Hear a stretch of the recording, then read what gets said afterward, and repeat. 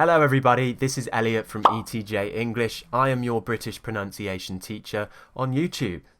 One of the most frequent questions that I've been receiving recently has really been about the pronunciation differences between British English and American English. And I know that lots of YouTubers have made videos about this before. So I'm not going to talk about the obvious things. So the obvious things are, for example, they say garage, I say garage. I say tomato, they say tomato. Those are just basic things, and that's sentence stress. But if we get a bit more technical with the way that we pronounce things in British English and American English, there are some subtle differences that are actually quite important to know, which I feel like not enough people know about this. So we're going to focus on this today. Before we start, I want you to write in the comments below, in your school when you studied English, did you study an American style English or did you study a British style of English? I'd love to know. Before we start talking about the two techniques today, the first thing I want to tell you is that British English is a much more frontal and tense accent. Americans are a lot more relaxed when they speak. However, in British English, we're creating lots of tight shapes. We're moving the mouth from smiles into round shapes.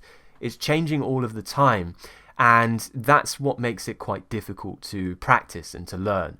We're a lot more tense in the throat, whereas Americans don't push the sound out so much. And our sounds are much shorter. Our vowel sounds especially can be much shorter. And remember, there are lots of different accents in the UK. There are also lots of different accents in the US. We don't all talk like Harry Potter or a BBC newsreader in England. Okay, I'm from the south of England, and my accent might be slightly similar to some of them, but I would say it's a lot more normal and everyday, my accent. So I focus on Southern English. That's what we're going to talk about here also. So the first thing is the letter T, the T sound. Now just practice it with me. Put your tongue on the ridge behind your teeth, touching the gum, and build up some pressure, some air, and release the sound and release the tongue. T. T. Okay, now try this word. Better. Now listen to how an American would say it. They would say better. Now what happens there, instead of pronouncing it as a T, an American pronounces it as a D. Better. We say better. We also use the schwa sound at the end. An American pronounces the R. Another common difference between British and American. Now the reason why Americans pronounce it as a D is because when Americans have a T that's got two vowels either side, they will pronounce it as a D. For example, we say water in England, but an American would say water, water, with a D. My American accent is really bad. You're just going to have to deal with it. So some other words, bottom, not bottom, bottom. Settle, not settle. So you see those differences. We pronounce the T, they do more of a D when the T is surrounded by two vowels. So for example, let's just do a sentence, and this will help you with practicing your T's more often. The bottle sank to the bottom of the water. The bottle sank to the bottom of the water. So that's a little tongue twister for you to practice in your free time to ensure that you are pronouncing the T's all the time. Now we do have something in British English called the glottal T, which is when, for example, a word like bottle could become bottle. This happens a lot in London, especially with the Cockney accent, but people do it all over the south. But if you want to sound very clear and for people to understand you at your best, the best thing to do is probably to pronounce your T's more often when they're in the middle of a word. But when they're at the end of a word, for example, a word like a lot, I would probably just say a lot and drop that T, a lot, and I cut the T out, a lot, just because that's what British people do. It's very common. So we can glottalize the T. If you want to sound clear, I wouldn't do it in the middle. I would still say better.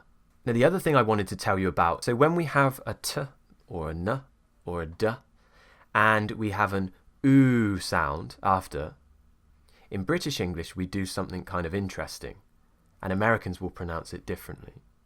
For example, if we take the word news, news, what I'm doing here is I'm going n, use, news. Whereas an American, they would say news.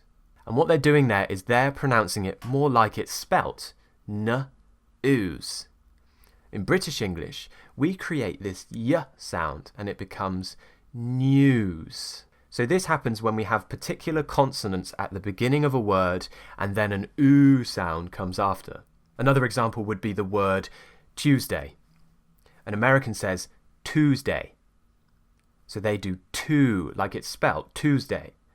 In British English, we create the y and it becomes Tuesday. So that's one way of pronouncing it in British, but another common way to pronounce it in the South would be pronouncing a ch sound. So instead of saying it like Tuesday, a lot of British people will actually say Tuesday. See you on Tuesday.